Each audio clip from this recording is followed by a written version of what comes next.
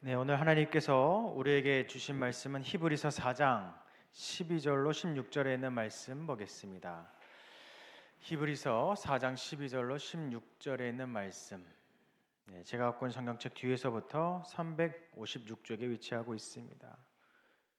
히브리서 4장 12절로 16절에 있는 말씀. 네, 함께 교독하시고 마지막 절은 합독하도록 하겠습니다. 하나님의 말씀은 살아있고 활력이 있어 좌우의 날선 어떤 검보다 예리하여 혼과 영과 및 관절과 골수를 찔러 쪼개기까지 하며 또 마음의 생각과 뜻을 판단하나니.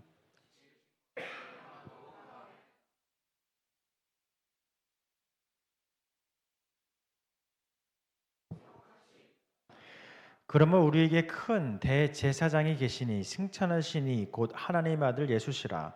우리가 믿는 도리를 굳게 잡을지어다.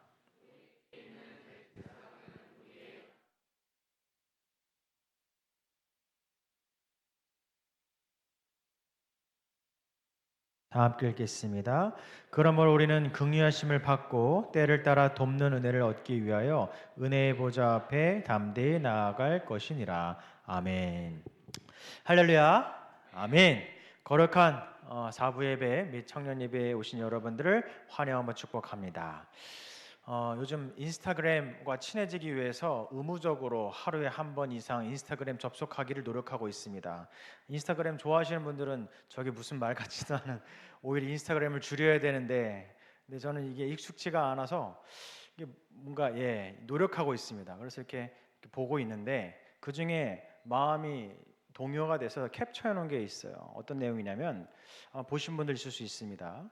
우유가 상하면 요거트가 되어 더 가치 있는 것이 되고, 요거트가 상하면 치즈가 되어 더 가치 있는 것이 된다 라고 하면서 결론은 실수에 대해서 너무 두려워하지 말라라고 하는 이런 메시지를 제가 캡처해서, 와, 은혜가 되는구나. 그래, 누구나 실수할 수 있지. 실수할 수 있어. 근데 오히려 그 실수가 때로는 더 가치 있는 일이 되기도 하는구나 라는 것을 나중에 예화로 써야지 캡처해 놨습니다.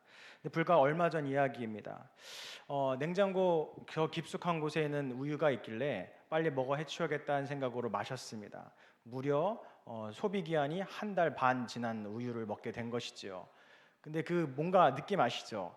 뱉기도 이미 삼켰고 또 버리자니 애매한 상함.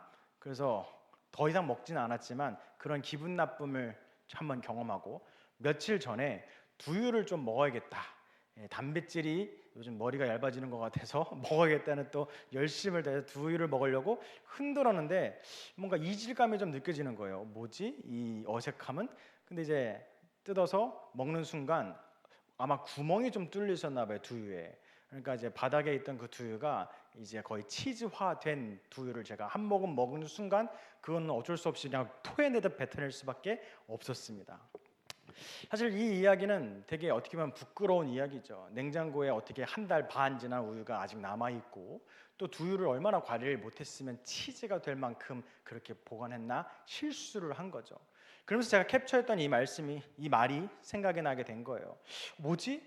나의 실수는 무엇이고 이 사람이 주장하는 이 실수는 어떤 차이가 있지라는 생각을 하게 된 것입니다. 그러면서 생각을 해보니까 실수라고 하는 것이 정당화될 수는 없구나 하는 것을 깨닫게 된 것이에요. 그리고 다시 돌이켜본다면 부끄러운 이야기가 맞아요. 냉장고에 어떻게 우유가 한 달 반 넘게 남아 있어야 돼요. 버릴 건 버리고 마실 때 마셔야죠. 두유를 잘 관리 못한 저의 잘못도 있다라고 하는 것입니다. 때로는 이런 세상적으로 우리를 위로하는 말에 우리는 스스로 위로를 할 때가 있어요. 그것이 죄라고 할지라도 말이죠.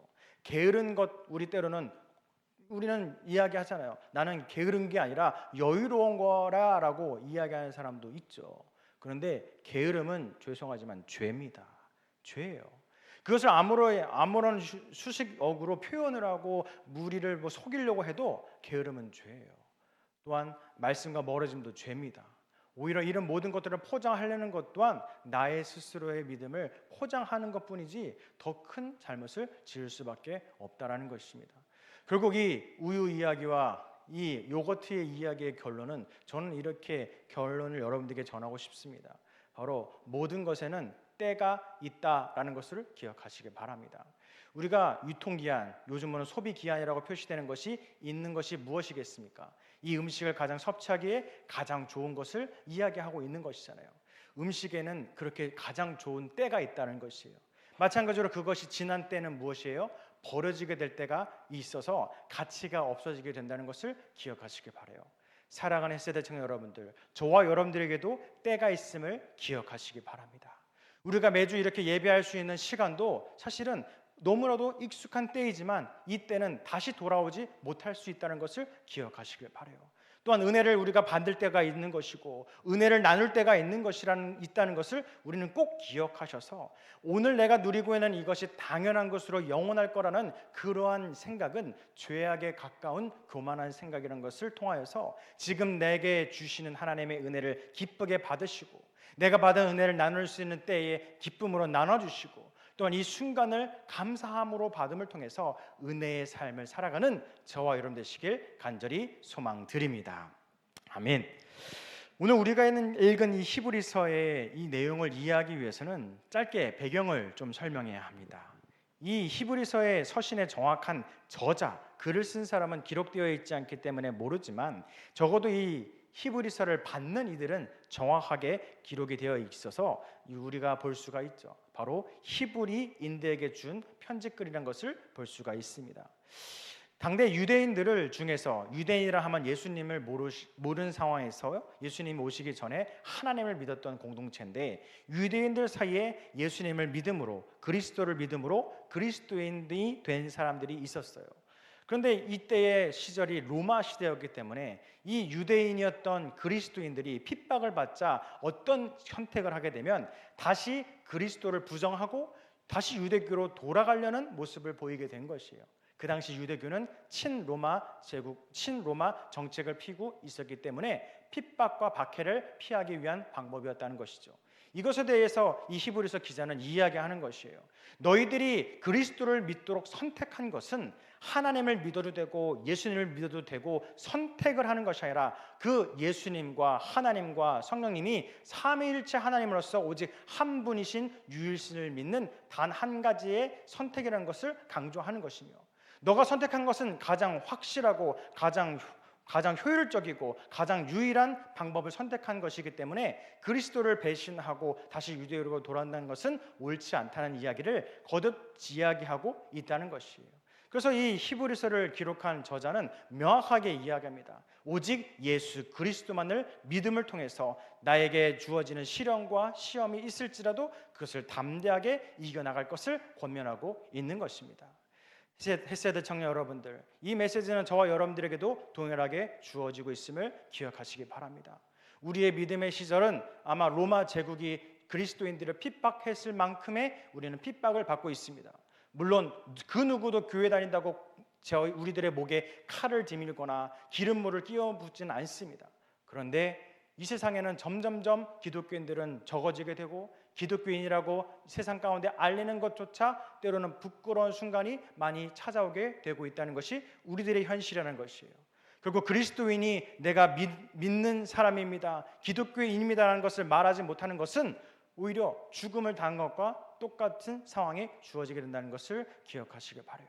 결국 우리들의 삶은 쉽지 않습니다. 그렇게 오늘 히브리서는 저와 여러분들에게 다시 말하고 있는 것이에요. 세상의 여러 개 중 우리가 하나님을 믿는 것이 아니라 세상의 여러 가지 중 그리스도를 믿는 것이 아니라 오직 유일하신 그 길, 축복의 길, 그 선한 그 길을 걸어가는 우리들에게 다시 한번 더 힘과 용기를 주고 있음을 기억하시기 바랍니다. 좀 재미있는 이야기라 좀 쉬어가는 이야기입니다. 어느 다른 교회 이야기라고 합니다. 앞에서 담임 목사님이 설교를 하는데 목소리가 작은 거예요. 그래서 뒤에 앉아 있는 분이 좀 불편함을 느낀 것 같아요. 아마도 큰 교회는 아니었던 것 같아요. 예배 시간에 손을 들고 했습니다. 목사님, 목소리가 좀 작아요. 좀 설교할 때 좀 크게 좀 말씀 좀 해주시면 안 될까요? 라고 이렇게 이야기를 했다고 합니다. 그것만으로도 좀 놀랄 일인데 더 놀랄 일은 그 다음 문장에 등장합니다. 중간에 앉아있던 그 앞에 있던 집사님이 뒤를 돌아보면서 그 말한 성도님한테 이야기하는 거예요. 아유, 괜찮아요. 들어봤자 들을 거 하나도 없어요. 들을 거 없어요. 라고 이야기를 했다는 것입니다. 또 한 가지 이야기는 미국의 세들백 교회에 담임을 했던 릭 오렌 목사님께서 목회자들에게 일침을 가하는 메시지입니다. 성경의 말씀을 보여주면서 이야기하는 거예요. 이렇게 위대한 하나님의 말씀을 가지고 성도들을 졸게 하는 것 자체가 기적이다. 그런데 요즘 교회에 이런 기적이 너무나도 많이 일어나고 있습니다 라고 웃으면서 이야기하겠지만 목회자들에게 일침을 가하고 있는 것입니다. 슬픈 현실은 일어나고 있습니다. 죄송합니다. 여기에서 누군가 졸았다는 얘기가 아니에요. 그냥 괜히 죄송한 마음을 표현해야 될 것 같습니다. 설교에 대해서 기대가 없는 성도의 모습과 이 강대상에서 말씀을 전할 때에 졸고 있음에도 불구하고 아무런 위기의식 없이 그냥 메시지만을 전하고 있는 목회자, 이런 슬픈 현실이 때로는 웃을 수밖에 없는 우리들의 현실이란 것이 오늘 우리의 모습이라는 것이에요. 분명한 것은 왜 그럴까? 왜 말씀은 살아있지 못할까? 왜 졸 수밖에 없을까? 왜 목회자는 성도들이 변할 거라는 소망을 감추게 되었을까? 라는 이것을 왠지는 정확하게 판단할 수 없지만 분명한 것은 그 가운데 은혜가 없다는 것은 알 수가 있습니다. 그러게 오늘의 말씀은 12절로 13절로 기록하고 있어요. 하나님의 말씀은 살아있고 활력이 있어 좌우에 날선 어떤 검보다 예리하여 혼과 영과 및 관절과 골수를 찔러 쪼개기까지 하며 또 마음의 생각과 뜻을 판단하나니 지으신 것이 하나도 그 앞에 나타나지 않음이 없고 우리의 결산을 받을 시에 눈앞에 만물이 벌거벗은 것 같이 드러나느니라. 아멘. 히브리서의 기자는 우리에게도 말씀하고 있는 것이에요. 하나님의 말씀은 그저 돌아가신 예수님의 말씀으로 끝나는 것이 아니에요. 우리들의 기준으로는 2000년 전 혹은 더 오래전의 말씀을 통해서 기록된 이미 돌아가신 예수님의 말씀, 하나님의 말씀이 아니라 이 말씀은 지금도 살아있어서 우리에게 살아있는 말씀으로 활력을 갖고 있을 뿐만 아니라 어떠한 검보다 예리하여 혼과 영을 관절을 쪼개는 그러한 메시지가 우리의 말씀 가운데 있음을 기록하고 있는 것입니다. 해세대 청년 여러분들, 하나님의 살아계심을 믿으시기 바랍니다. 우리가 이 말씀을 계속 볼수록 들을수록 우리가 은혜가 되는 이유가 뭔지 아십니까? 이 말씀이 바로 우리의 인생과 삶을 변화시키기 때문입니다. 말이라고 하는 것은 생명이 있어야 의미가 있습니다. 우리가 어릴 적 위인전을 많이 읽죠. 그렇죠? 위인전을 많이 읽습니다. 위인전의 한계가 뭔지 아십니까? 위인전에는 말 가운데에 우리가 큰 감동은 있을 수 있습니다. 그러나 우리가 믿고 있는, 우리가 또한 존경하는 위인들의 그 옛날 말이 나의 인생을 직접 변화시키지 못해요. 왜냐하면 그 말은 이미 죽은 자의 말이기에 힘이 없다는 것이에요. 내가 감동을 할 수 있고 결단을 할 수 있지만 그 돌아가신 위인들의 말이 나의 인생을 책임져 주거나 내 인생을 바꾸진 못한다는 거예요. 그렇다면 우리의 말씀은 어떤 말씀일까요? 살아있는 말씀이라는 것입니다. 똑같은 말씀을 읽음에도, 똑같은 설교의 이야기를 들음에도 나의 상황과 나의 환경과 나의 기도의 제목 가운데 이 메시지는 각각 다르게 들린다는 것이 살아있는 말씀이기 때문이라는 것이에요. 우리가 사람과의 대화를 할 때에 눈을 보고 이야기하고 때로는 피곤한 가운데 대화를 할 때에 그것이 의미가 있는 이유가 무엇입니까? 바로 살아있는 사람과 대화하기 때문에 그것이 나와의 상황을 맞춰서 이야기할 수 있다는 것이에요. 바로 하나님의 말씀이 그와 같이 살아있음을 기억하시기 바랍니다. 우리에게 주시는 하나님의 말씀은 나무 토막이나 금속으로 만들어진 어느 우상의 주장과는 다릅니다. 성경에 쓰여있는 말씀 역시 오늘의 히브리서의 표현으로 살아있다라고 표현하는 것이에요. 그렇게 하나님은 살아계시기에 우리에게 지금도 말씀하고 계심을 기억하셔서 우리의 모든 삶이 그저 옛날의 이야기에 머물러 있는 삶이 아니라 지금 나에게 주시는 말씀의 때에 따라 그 말씀의 때에 따라 움직이는 저와 여러분 되시길 소망합니다. 그렇기 때문에 때로는 불편한 이야기가 말씀 가운데 들릴 수 있어요. 아마 죽은 자의 말이라면 나를 불편하게 하지 못할 겁니다. 그러나 살아있는 말씀이기 때문에 때로는 하나님의 말씀을 읽음에 들음에 우리에게 불편함을 주고 찔림이 있을 수 있다는 거예요. 그렇지만 그 찔림을 두려워하지 마시길 바랍니다. 오히려 그 찔림이 없으면 다시 한 번 더 말씀을 읽고 말씀을 들어보시길 바라요. 왜 찔림이 없지? 살아있는 사람에게 찔림은 너무나도 당연한 것이에요. 오히려 살아있음에도 찔려도 아무 감각이 없다면 문제가 심각한 상황이에요. 말씀을 들을 때 아무 찔림이 없나요? 말씀을 듣는데 내용 파악이 못 되는 것이 아니라 아무 은혜가 없나요? 둘 중에 하나는 해야 됩니다. 저한테 찾아와서 목사님 커피 한 잔 사오세요, 설교 준비 좀 잘해주세요 요청을 하시던가, 아니면 여러분들이 깨어서 영혼 가운데 말씀을 하시는 하나님의 음성을 듣기 위해 최선을 다하시길 바라요. 적어도 두 개 중엔 하나 하시길 바랍니다. 그래야 이 말씀 앞에, 살아있는 말씀 앞에 우리의 진심을 주님께 올리는 것이며, 우리가 이 자리에 앉아서 이 귀한 시간을 주님께 드림에 가치 있는 우리의 신앙의 삶이 이어질 걸 믿으시기 바랍니다. 그렇게 오늘의 본문 14절은 이렇게 기록하고 있습니다. 그러므로 우리에게 큰 대제사장이 계시니 승천하시니 곧 하나님의 아들 예수시라. 우리가 믿는 도리를 굳게 잡을지어다. 아멘.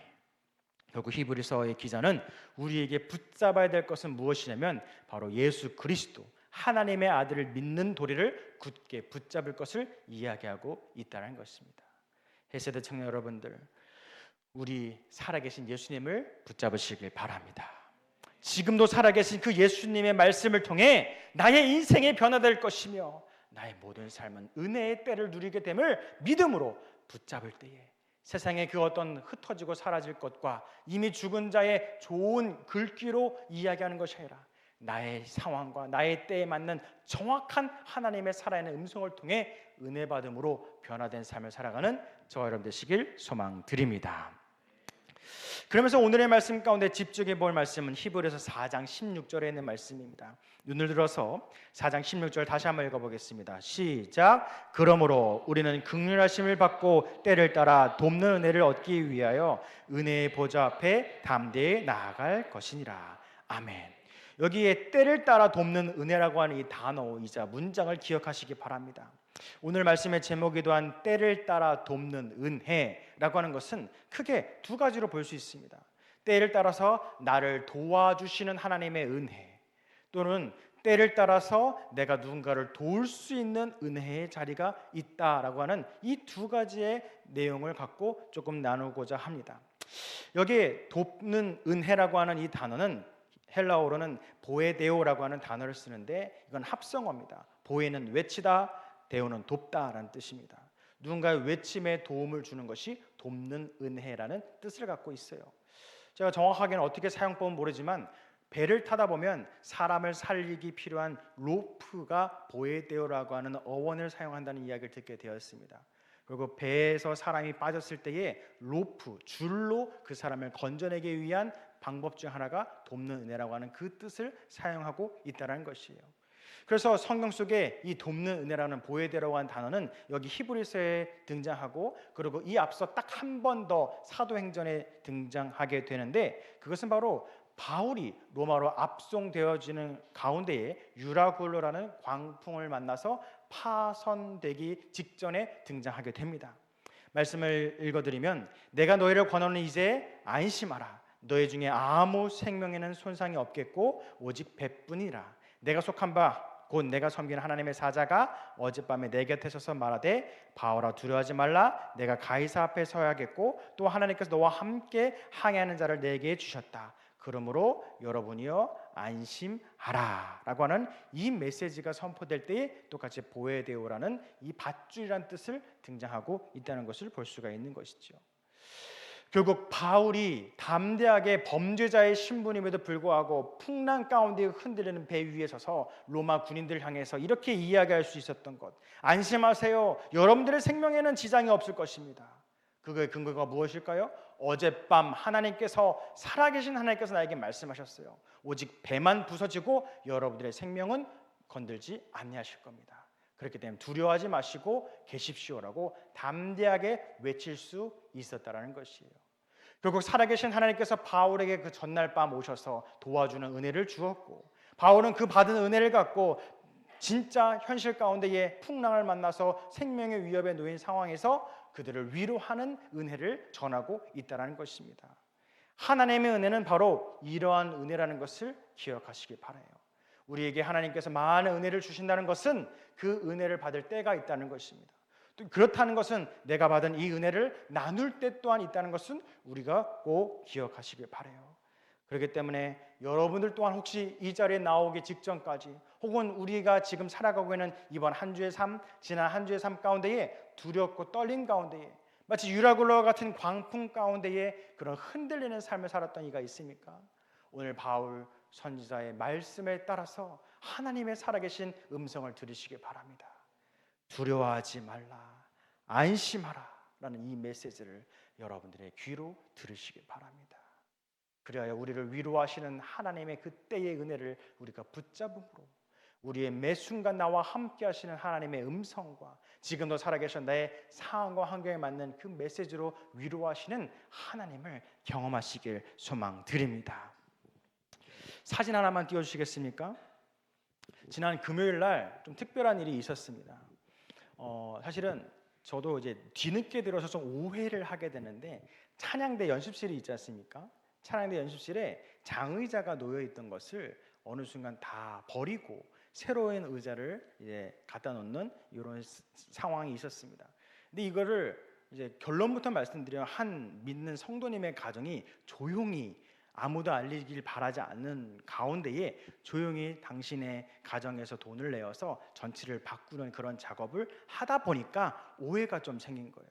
어떤 오해냐면 허락도 누구에게 받지도 않고 이 장의자를 다 갖다 버리고 새로운 의자가 며칠 날 도착합니다라는 메시지만 받게 된 거예요. 그래서 와, 이거는 좀 아니지 않나는 생각으로 사실은 조금 의아해했습니다. 어떻게 이렇게 얘기도 아무도 하지 않고 일이 진행될 수 있지라는 생각을 갖고 있었는데 설상가상으로 이 장의자를 이제 다른 교회에다가 이제 갖다 주는 작업을 해야 되는데 이 장의자를 트럭에 싣기 위해서 사람이 올 거라고 해서 금요일 날 밤에 기다리고 있었는데 사람이 왔죠. 첫 번째 고동진 목사님, 두 번째 김천호 목사님, 세 번째 저 뒤에 이한희 전사님, 신윤섭 전사님 계시다가 금요철야 찬양인도 때문에 이제 뒷걸음질로 가셨어요. 너무 이제 이 상황에 아무도 오지 않은 거예요. 야, 안 그래도 이걸 해야 되는데 원치 않는 일을 해야 되는데 이런 말이 되지 않는 상황이 오게 된 거예요. 그래서 이미 옷을 벗고 작업을 하기 위해 나가려고 하는데 청년무실 문틈으로 광명의 빛이 비쳤습니다. 그래서 그 빛을 보아하니 청년들이 있구나 생각으로 벌컥 열고 들어갔더니 저녁을 먹게 금요철야에 일찍 와서 저녁을 먹기 위해 청년들이 모여 있더라고요. 할렐루야, 일 좀 하자라고 이제 그들과 함께 나와서 이렇게 차에 싣게 되었어요. 생각보다 일이 조금 무겁고 좀 재미는 있었다고 표현할 수 있을까요? 하여튼 재미는 있었지만 고된 일을 해서 보냈습니다. 그런데 이제 이 뒷 이야기를 들으면서 사실 은혜가 됐어요. 이 장의자가 무려 몇 년 전에 처음 누님께 왔냐면 42년 전에 왔다고 합니다. 제가 여기서는 말씀드려도 될 것 같은데 김현란 장로님이 계시거든요. 저희 교회 장로 중에 김현란 장로님께 장로님 죄송합니다. 혹시 영상 안 보실 거 아니까 말씀드립니다. 혹시 보시면 용서해 주시기 바라고 제가 김현란 장로님께 귀에 딱지가 않도록 들었던 이야기가 뭐냐면 당신이 고등부 때 당신이 청년부 때 찹쌀떡을 만드셔서 이걸 동네 사람들에게 팔아서 교회에 헌금을 하고 헌물을 했다는 이야기를 이야기하셨어요. 그래서 저한테 찹쌀떡을 만들라는 말씀은 안 하셨지만 상당히 불편한 부담감을 주셨어요. 찹쌀떡 나 만들 줄 모르는데 나보고 하라고 하시는 건가? 아니 뭐 이런 얘기를 많이 들었던 터인데 그 전체 스토리를 이날 듣게 되었어요. 결국 42년 전 장로님께서 청년 시절에 찹쌀떡을 만들어 동네에 팔고 그 남은 돈으로 무엇을 했냐면 저 아까 보았던 장의자를 구입한 데 돈을 보탠 거예요. 그래서 김연아 장로님께서는 장의자를 나르진 않으셨지만 그 자리에 오셔서 가는 장의자를 만지시면서 이야기하더라고요. 아, 이게 그 의자입니다 라고 말이죠. 근데 그게 그 단단하시고 정말 바늘을 찔러도 피가 안 나오실 것 같은 그런 단단한 장로님께서 뭉클한 이야기를 하셨어요. 근데 그 더 제 마음을 울린 건 뭐냐면 그 옆에 있던 다른 장로님, 한 살 위인 장로님께서는 한번 장로님도 만져보세요 제가 이랬거든요. 못 만지시더라고요. 아 장로님 만져보세요. 아니에요. 만지면 울 것 같아서 못 만지겠어요. 이러더라고요. 그래서 저는 사실 감동이 됐습니다. 왜 이 장의자를 나를 때 남성교회, 여성교회는 알리지 않았고 청장년을 알렸지만 아무도 오지 않고 청년부, 심지어 우리 회장도 있었죠? 청년부가 이걸 나르게 했을까? 저는 하나님의 메시지를 거기서 느끼게 되었습니다. 42년 전 노년교회 청년이었던 김연란 장로님과 많은 이들이 함께 열심히 모을 손때를 통해서 만들었던 헌물이 42년 후에 우리의 노년교회 청년들의 손을 통해 이것을 다른 교회로, 버려지는 게 아니에요, 다른 교회로 이것을 쓸만한 곳으로 보내게 되었구나라는 것을 알게 되었다는 것이에요.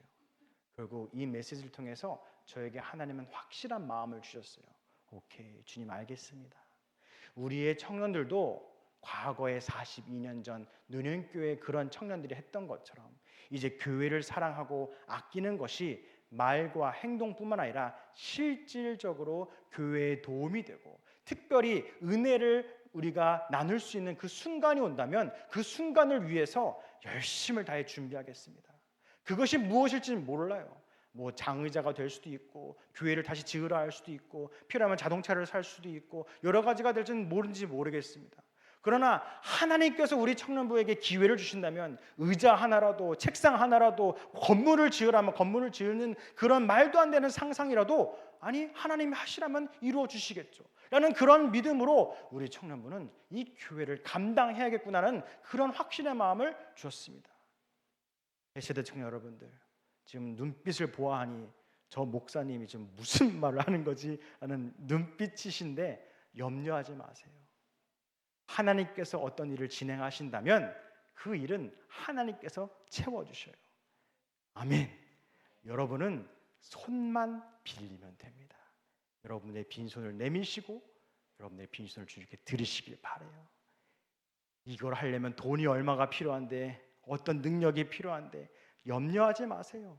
이것이 사람의 욕심이라면 어그러질 수 있지만 하나님의 원하심이며 하나님의 뜻이라면 그것을 채워주실 분도 하나님이심을 믿으시길 바랍니다. 그래야 우리의 청년부는 지금도 열심히 다하고 있을 거고 앞으로 더 열심히 할 것이에요. 여러분들의 인생도 그러한 삶이 되길 바랍니다. 바로 어떠한 삶이냐면 하나님께서 우리에게 부어주시는 그 때를 기다림을 통해 여러분들의 인생이 복된 인생 되는 그 때를 누리시길 소망합니다. 또 한 가지는 하나님의 그 때를 기다리시길 바라요. 우리가 갖고 있는 능력과 헌신과 열정과 시간을 통하여서 하나님을 사랑하는 마음을 갖고 있음을 통해서 하나님께서 말씀하신 그것에 순종하여 바로 은혜를 나눌 수 있는 그 때를 기다리시길 바랍니다. 사실은 저 찬양대 장의자가 나갔을 때 제 마음은 저 찬양대 의자 우리 청년부가 했으면 좋겠다. 가격 한 몇백만 원 정도 한다는데 했으면 좋겠다는 마음이 있었는데 때를 놓쳤어요. 이미 다른 가정에서 그 의자에 헌금을 다 해버리셨어.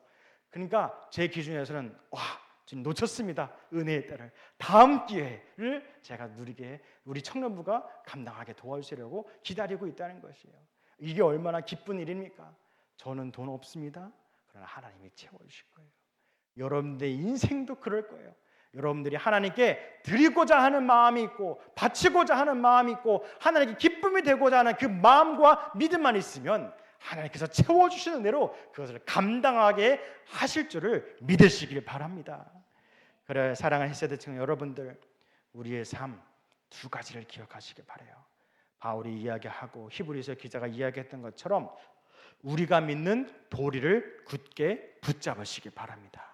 여기에 말하는 도리라 하는 것은 지금도 살아 역사하고 계시는 예수 그리스도를 말하는 것이고, 바로 그것은 살아 움직여서 우리에게 찔림을 주는 살아계신 하나님의 말씀임을 기억하시길 바라고, 두 번째는 때를 따라 돕는 은혜를 얻기 위해 은혜의 보좌 앞에 담대하게 나아가시길 바랍니다. 때를 따라 돕는 은혜라는 것은 앞서 거듭 강조하듯이 주님께서 나를 채워주실 은혜의 때이기도 하고 내가 섬김의 때가 있음을 통하여서 하나님께서 그 섬김의 장소를 거룩한 주님의 보좌로 삼아주실 것이며, 우리가 교회에 나와 거룩한 성전에 나와 나의 빈 마음을 채움받기 위해 나오는 은혜의 때 가운데에 채워주시는 하나님의 놀라운 역사를 경험하시길 바라요. 그래야 이제 오늘 예배를 마치고 또 한 가지의 은혜의 순간이 주어졌습니다. 기회가 되시고 시간이 되시는 분들은 모두 오늘 예배를 마치시고 참여해 주시길 바라요. 바로 무엇이냐면 솔의 환경을 살리기 위해서 쓰레기를 줍는 줍깅을 나가려고 합니다. 아마 지난주 광고에도 나갔죠. 우리가 CM별로 CM 모임은 간단하게 인원 체크만 하고 바로 나갈 것이에요. 그래서 이 우리 지역에 특별히 소래 지역에 있는 이곳에 있는 쓰레기를 줍는 것으로 우리가 지역을 사랑하는 그 모습을 실천하고자 합니다. 물론 급한 사정이 있어 가셔야 되는 분들은 아쉽지만 가능한 많이 참여해 주셔서 가기만 하고 올 때는 중간에 나오시더라도 꼭 참여해 주셔서 내 손으로 하나님께서 나에게 주신 이 땅과 이 환경을 살아갈 수 있는 사랑의 실천을 하시고 그 가운데에 우리가 믿음의 공동체로서 함께 은혜의 자리에 참여하면서 함께 은혜의 때를 누리는 귀한 시간이 되길 바라요. 말씀을 정리합니다. 사랑하는 햇세대 청년 여러분들, 새로운 한 주가 이미 시작될 것입니다. 그러한 한 주의 때도 우리에게 주신 은혜의 때임을 기억하시길 바라요. 그런 중요한 것은 게으르지 마시기 바랍니다. 말씀 앞에 게으르지 마시고 삶 가운데 게으르지 마시고 이것은 영원한 우리에게 주는 기회가 아니라는 것을 기억하셔서 음식에도 소비 기한이 있다라는 그때에 맞춰야 가장 좋은 음식을 먹는 것고 그것이 지나면 버려지게 됨과 같이 내가 지금 누리고 있는 이 은혜의 때도 그 주님의 기한이 있다는 것을 기억하여 그것이 지나기 전에 그것을 사모하는 마음으로 취하시고 그것을 기쁨으로 세상 가운데 나눌 수 있는 믿음의 공동체가 우리들의 공동체가 되길 바랍니다. 그리고 이번 한 주도 주님의 은혜의 때를 사모한 마음으로 세상 가운데 승리하시길 바라는 저와 여러분 되시길 간절히 축원합니다. 기도하겠습니다. 사랑과 은혜가 많으신 하나님 감사합니다.